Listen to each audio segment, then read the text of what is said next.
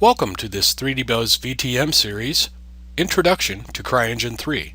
I'm Steve Curtis and I'll be your instructor for this series. In this VTM, we'll explore the Cryengine sandbox from an introductory point of view.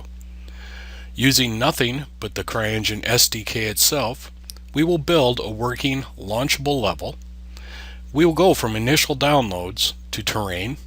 We'll explore vegetation. We'll find out what voids are, how to use voxels to create terrain. We'll do several different particle effects. We'll look at both the river and the road tools. We'll create some water volumes and an entirely different weather system.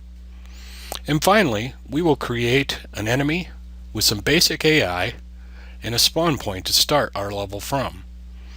By the end of this VTM series, you should be very competent at moving throughout the editor and accomplishing a basic level of your own. I look forward to working with you. See you in the next video.